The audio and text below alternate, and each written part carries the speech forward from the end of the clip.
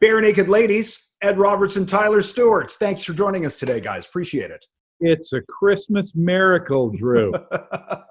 A very virtual Christmas is Friday night, December 18th, 9 p.m. Eastern, 6 Pacific. So this isn't just a concert. This is like an old school variety show with sketches and surprise appearances and stuff. Oh, so Tyler's already laughing. Are you laughing at the idea that there's sketches, or is this something you didn't know about until now? No, I'm laughing because it was so much fun to do, Drew. It was a lot of fun to come up with, silly sketches and to have special guests. We did feel like it was kind of like an Andy Williams special from 1970 or something. I was going to ask you guys what old school variety, because that's such like a 70s and early 80s thing, the variety specials. What specials do you remember watching growing up? So was it Andy Williams for you, Tyler? Yeah, and I remember the Carpenters one because Karen Carpenter played drums on it, and that blew my mind. Like it's a heavy that drummer. Voice. Oh, I know that voice, the smoothest, most beautiful voice, and then she was rocking the concert toms, big fills and stuff. It was awesome. I was a big fan of John Denver and the Muppets. Yes, good one. I go old school though. I like Peanuts Christmas. I like How the Grinch Stole Christmas. Well, that ties into a little game we're going to play here in just a couple of moments. But before we do that, you guys are used to playing a lot. Like a lot. And I know you've done a lot of live streams and stuff over the last 7, 8, 9 months, however long it's been. Tyler, how has that been for you? How have you enjoyed the live streams, and has that kind of scratched the itch to perform for you? Well, that definitely was a sanity saver over the sort of deepest, darkest months at the beginning. And then over the summer, we got together to make an album, which was amazing, great and creative.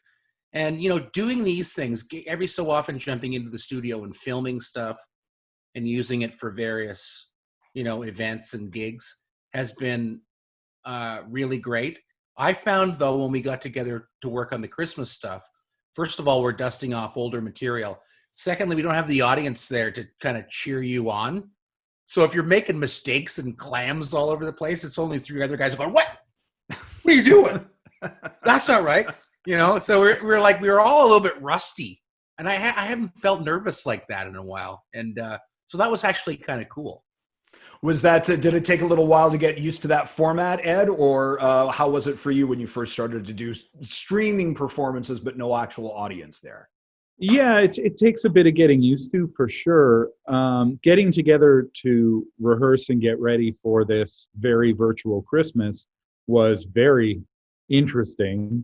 Because, of course, we were going into a studio during lockdown procedures and, limited number of people in the room at a time, crew wearing face shields and face masks. And I just thought, leading into it, I thought, this is going to be this doesn't sound very rock and roll, and it's got like zero chance of being fun.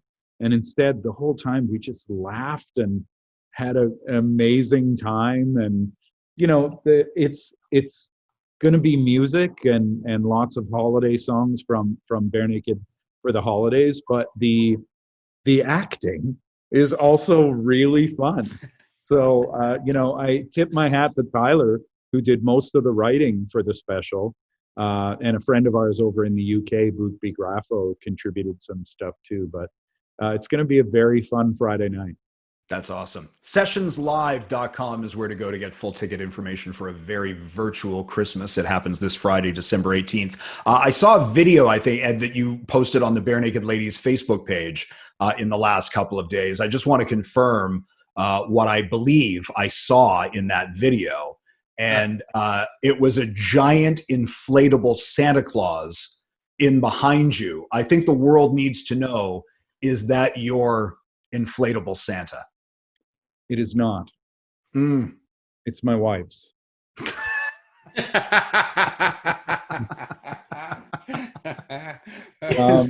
It is quite, I'm looking at it now, actually, out the back window here. One of the things I love about it is you can see it from across the lake. And my neighbor, Jeff Jones, who has a cottage just right on the opposite side of Robertson Bay, he is known for his giant, gaudy summertime inflatables.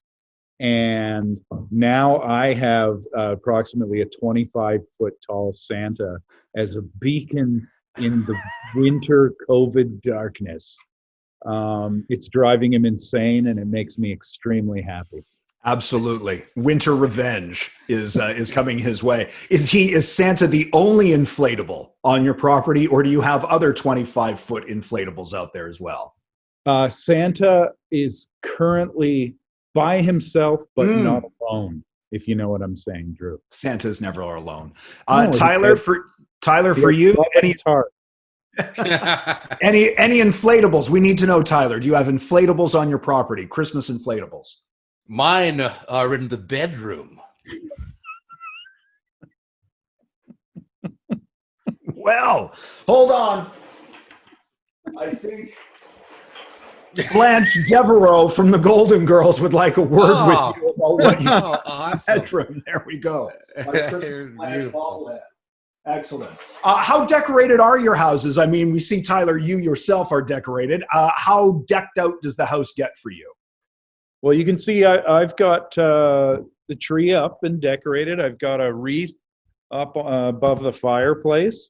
And I'd say we go a little bananas at the holiday season. You have a 25-foot Santa. I think that counts as bananas. Check. Tyler, your house, besides what's wrapped around your neck right now, yeah? We're medium decorated. I got some... I'm looking at some dangling balls outside the window here from my from the roof, and I also, we have some lights, and I've been drinking eggnog cappuccinos since December 1st, so that's festive. Those are very slimming. Yeah. Oh, absolutely. Yeah. I've got the only the 12% butterfat eggnog. Wise choice. Tyler and I both put on weight for the roles that we played on Friday nights. Very virtual Christmas. We're both method actors, so I was going to say this is very Laurence Olivier of you. Yeah, I almost don't recognize us in the shot. And ladies and gentlemen, it's not a fat suit, okay? This is method acting.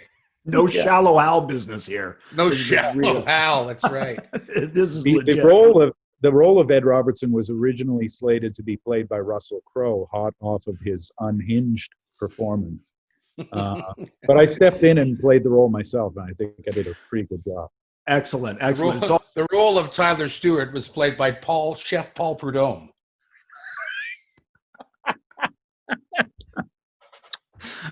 People are going to be Google image searching right now.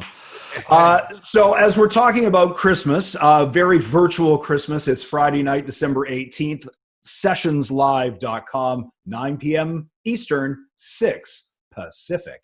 I'm going to read you 5 classic Christmas movies. You can only keep 3. 2 of them you are banishing forever. So Ed, I'll start with you. National Lampoon's Christmas Vacation, Home Alone, Die Hard, It's a Wonderful Life, or A Christmas Story. How many do I have to kill? Yeah, 2. Okay, well, I got to keep It's a Wonderful Life. It's one of my favorite movies of all time. Got to keep Christmas Story because, my God, you'll shoot your eye out.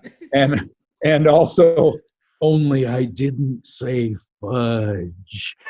Yeah, that's good. Oh, great. So now I got to choose between National Lampoon's Vacation, Die Hard, and Home Alone. Home Alone. Well, you got to keep Home Alone, and you got to keep Die Hard. I think National Lampoon's Vacation is. You're one over the limit. You got to kill 2. You got to kill 2. Yeah, you got to kill 2. Well, I gotta keep Home Alone. Okay, Tyler, are any differences in your list there? Well, my list is a little more fragile. Fragile. Must be It must be Italy. Italian. So I'm going. I got to keep Christmas Story too. Yeah. I'll keep I'll keep National Lampoon's Vacation, Christmas Vacation. Glad it's getting some respect. Good. Yeah. Well, I like Chevy Chase. He's pretty great. If It's a Wonderful Life isn't your third, I disown you. The Barenaked Ladies could break up right here and now, depending on how this goes. Okay, there's another one in there that I'm forgetting. What is it? Home Alone, Die Hard, and It's a Wonderful Life. Forget Die Hard. Yeah, I'm going. Die Hard and Home Alone can go away for me. Home Alone because I've watched it 18 million times with 3 kids over the years. So, and Die Hard's just too ridiculous. Come on, that's a brilliant Christmas movie. Yeah, well, so I'm going. It's a Wonderful Life. Okay. Bert, don't you know me, Bert?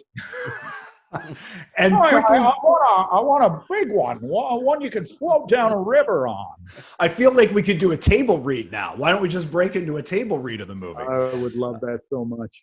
And quickly, because I do believe they are 2 different things, movie versus Christmas TV shows. Same rules apply. You got to kill 2.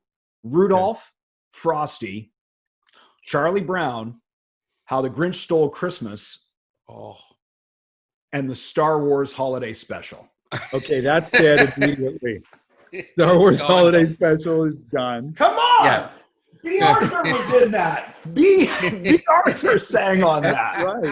Right. Okay, so you got to it. keep Grinch. You got to keep Peanuts. And okay, so Star Wars is dead. So it's between Rudolph and Frosty. Go Rudolph. Yeah. Tyler, you? I think I'm in full agreement there. Okay. I do like Happy Birthday. Birthday. I like that a lot, but you can't beat the meanness of was it Donner that was the coach? Really mean to Rudolph. That's some honker you got on you there. Maybe, yeah. I also think about the other one, the Rudolph Shiny New Year, with I'm Mr. Heat Miser, I'm Mr. Sun. Yeah. I'm Mr. Green Christmas, I'm Mr. 101. That was, those songs, those are awesome. The songs from the Rankin Bass stop motion animated specials are off the charts. Yeah. Fantastic. Those are all great. Yeah. How primitive, a lot of people don't know this, but the Rankin family were not involved in any of the Rankin Bass productions. Fare thee well, love. Fare thee well. I was wondering how that was going to get worked in as a reference. Well, we're going to add another Christmas special to the canon this Friday night, a very virtual Christmas with Barenaked Ladies, sessionslive.com. It starts Friday night at 9 Eastern or 6 Pacific. Ed, Tyler, always a pleasure. Thanks a lot for joining us here today.